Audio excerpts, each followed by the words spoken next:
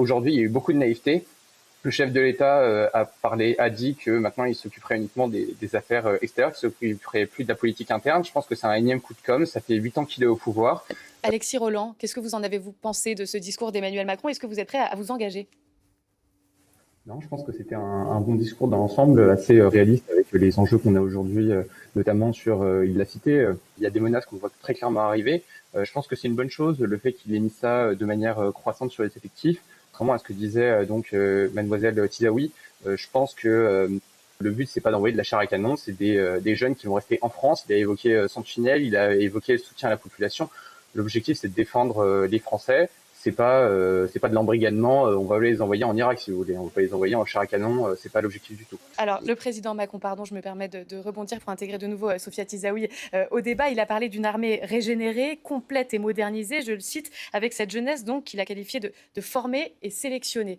C'est vrai qu'il y avait, ce mot est beaucoup revenu d'ailleurs, hein, sélectionné par l'armée, des jeunes qui seront sélectionnés pour leurs compétences en particulier. Est-ce que ça, c'est de nature à vous rassurer? Mais bien sûr que non. Déjà, sous Macron, on est énormément sélectionné avec mon master Parcoursup. Si en plus on est sélectionné dans l'armée, on va pas s'en sortir. Oui, mais pour ceux qui sont volontaires. Oui, mais du coup, c'est sur quelle base de sélection? Il n'y a pas de modalité. C'est en fonction des compétences de quelles chacun. compétences? C'est ça, c'est aussi quelles compétences. Et quand vous dites, je rebondis également sur ce que vous aviez dit à l'instant, c'est quand vous dites qu'on doit apprendre aux jeunes ce que c'est un État, ce que c'est la défense, etc. Je suis désolée, vous avez juste à mettre des profs d'histoire devant nos classes et on saura très bien ce que c'est. Parce qu'aujourd'hui, on n'a pas besoin d'aller à l'armée pour savoir ce que c'est un État, pour savoir ce que c'est la défense, pour savoir ce que c'est la guerre. Certes, on ne le vit pas parce qu'on est une génération qui n'a pas connu la guerre. Mais aujourd'hui, il faut arrêter avec cette idée d'absolument de nous envoyer en train de nous militariser, nous enseigner la peur. Pour vous, il y a d'autres moyens de faire corps? Mais bien sûr que oui. Et aujourd'hui, c'est ce que je rebondis également sur ce qu'a dit Alexis Roland de l'UNI, quand il nous dit qu'à un moment donné, la priorité, c'est l'armée. Je suis désolée, mais l'enseignement et le corps médical, c'est aussi des piliers de la nation. Et aujourd'hui, ils sont en train de s'effondrer au profit de l'armée. Et nous, on ne sera pas justement le sous-fifre de ce pays. Alexis Roland. Non, je suis très frappé. Parler des cours d'histoire, mais vous bloquez plus souvent vos lycées que vous n'assistiez aux cours. Pour parler des compétences qui étaient décrites, je pense que le chef de l'État pense notamment aux grands sportifs. Il pense aussi à des compétences très précises, notamment des jeunes très doués en informatique. Ça peut être utile. On parle beaucoup de la guerre avec le fusil, avec l'avion, mais il y a aussi la guerre cyber avec des attaques très nombreuses, notamment de la Corée du Nord. Donc c'est un réel enjeu. Oui, je pense que c'est une priorité, l'armée. J'ai dit que c'était honorable, j'ai aucunement dénigré les métiers de la santé, etc. Je pense que qui veut la paix prépare la guerre, que aujourd'hui il y a eu beaucoup de naïveté.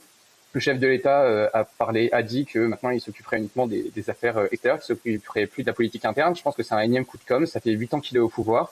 On parlait des effectifs, c'est très discutable. C'est vrai, 3000 jeunes en 2026, c'est vrai que c'est pas énormissime, même si je sais qu'il y a des restrictions matérielles, il y a des enjeux là-dessus. Alexis Roland, on entend finalement que Sophia Tizaoui estime que cette responsabilité, elle est peut-être un peu lourde pour la jeunesse. Est-ce que c'est quelque chose que vous entendez, ou au contraire, la jeunesse, c'est aussi les forces vives de la nation? Non, mademoiselle Tizaoui parlait du climat de peur qui essaie d'instaurer le président de la République. Moi, je pense que la peur n'empêche pas le danger.